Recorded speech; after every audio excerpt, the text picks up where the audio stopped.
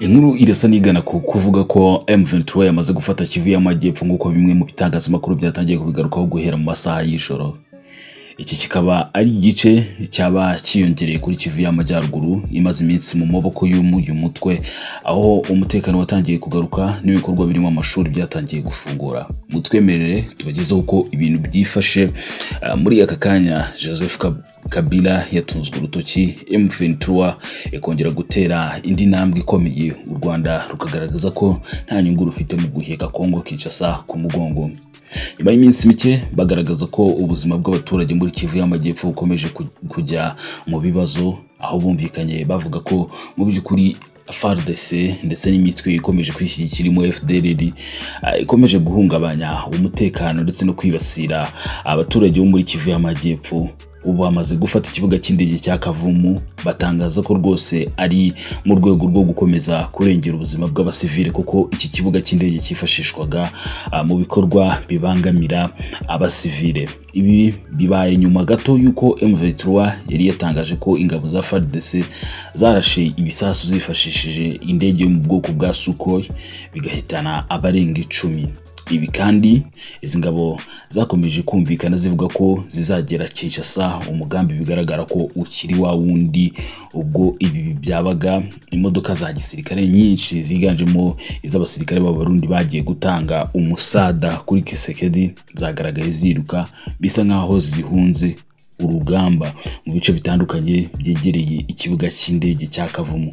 Tubibutse ko abasirikare ba FARDC bagenda bahunga urugamba, mu by'ukuri bakomeje gukatirwa urwo gupfa umusubirizo mu buryo bumwe cyane ubundi. Nubwo hari nabumvikana bavuga ko ari amayeri y'urugamba, ibintu waha amahirwe makeya kubona ingabo zirukanka mu modoka nini, mu by'ukuri ko wavuga ko ari amayeri y'urugamba. Perezida Tshisekedi yahise ava igitaraganya mu Budage, aho yari mu nama y'umutekano kubera ibibazo by'ingabo ze zikomeje kunanirwa urugamba. Ku rundi ruhande, Major General Sultan Makenga ugaragara gake yongeye kugaragara yasuye abasirikare bamanitse amaboko ba FARDC, nyuma y'uko aheruka kugaragara n'ubundi yasuye abandi muri Goma, arabashyira ibyo kurya harimo abari barakomeretse. Perezida Kisekedi mu nama y'Munich kandi mbere y'uko hava yongeye kutunguruza cy'u Rwanda mu nama ya Munich.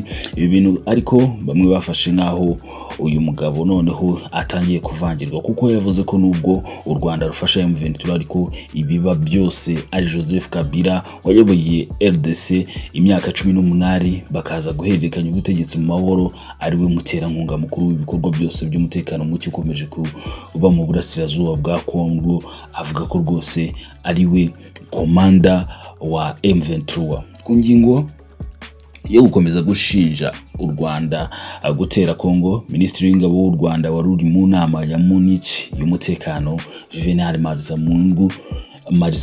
Marizamunda yagaragaje ko nta mpamvu n'imwe yatuma u Rwanda rubikora, kuko rushyize imbere amahoro n'iterambere ry'umutekano mu karere k'ibiyaga bigari. Agaragaza ko igihari u Rwanda rutateye Kongo Kinshasa ndetse rutabiteganya. Igihari cyashyizweho ari ubwirinzi bw'u Rwanda kugira ngo hatagira igikorwa na kimwe cyateza umutekano muke mu Rwanda gituruka muri Kongo Kinshasa.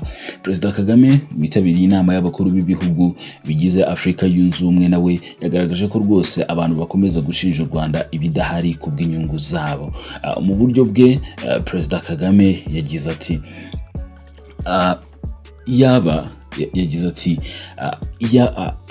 Kongo ni nini cyane ku buryo u Rwanda rutabasha kwiheka ku mugongo warwo. Perezida Kagame mu nama ya Afrika yunze ubumwe iteraniye i Addis Abeba muri Ethiopia arongera ati iyaba kwitana ba mwana imbwirwaruhame zisize umunyu, kutagira isoni ari byo bisubiza ku kibazo cya Repubulika Iharanira Demokarasi ya Kongo, ikibazo kiba cyarakemutse kera cyane. Nituba tukigifite dufite abantu bavuga ibinyoma kandi nta mpamvu. Akomeza kandi agira ati agaruka ku mutwe wa FDLR, Perezida Kagame yagize ati kuki mu mitwe y'abamwe FDLR itariho, cyangwa se kuki ari ikintu kigomba gufatwa nk'ikitagize icyo icyo gitwaye. Iyo ugikerenceje utyo uba urimo upfobya amateka yanjye kandi sinabikwemerera uwo waba uri we wese. Yongeyeho ati hari umuntu n'umwe muri iki cyumba ndimo, nta muntu n'umwe muri iki cyumba ndimo gutakambira ngo ame uruhushya rwo kubaho cyangwa rwo gutuma abaturage banjye babaho, habe n'umwe. Nzaharanira kubaho kuko ari uburenganzira bwanjye nibyo.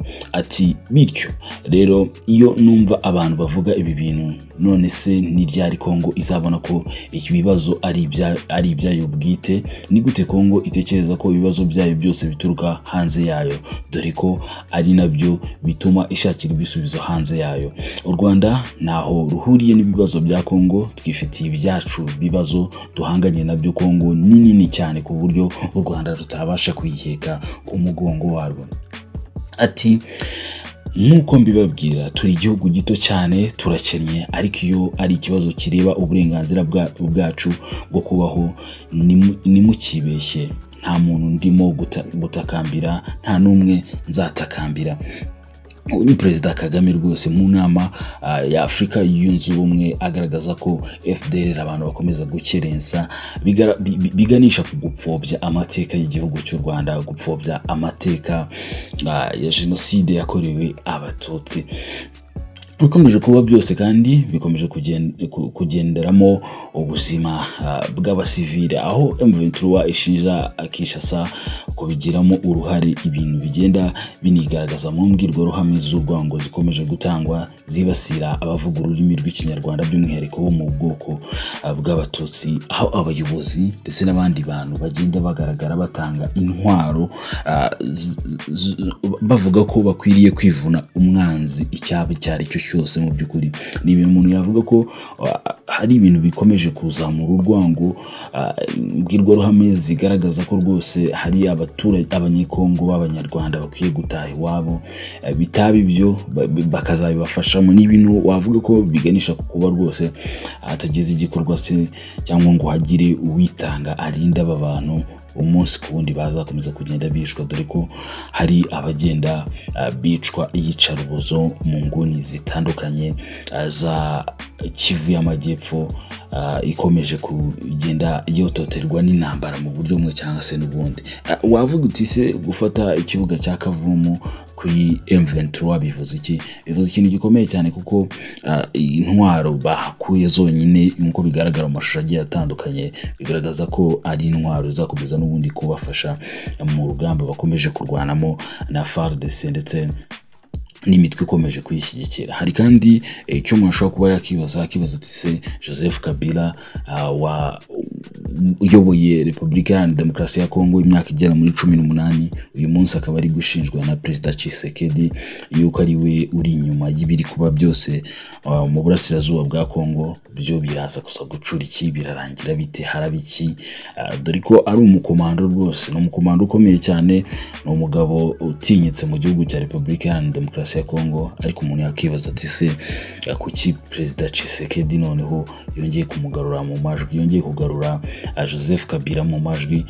Ese kuko ibyo yavuze yaba bifitiye wenda ibimenyetso bifatika, cyangwa ni kwa kundi umuntu abura umwibye nyine, cyangwa se abura icyo kuvuga ugasanga n'ubundi akomeje kugira gute, cyangwa se gushaka impamvu zigiye zitandukanye, akomeza gushakira impamvu hirya no hino aho ziri naho zitari. So rero tuzakomeza kugenda tubagezaho amakuru agiye atandukanye, tumenye se Joseph Kabila arabivuga iki, ese gufata Kavumu, ese bukavuga ko iraza kujya mu maboko ya M23, ese biragaragara hehe nyuma ya Kivu y'Amajyaruguru, Kivu y'Amajyepfo nigera mu maboko ya M23 izakomeza kwa advancinga ijya Kinshasa.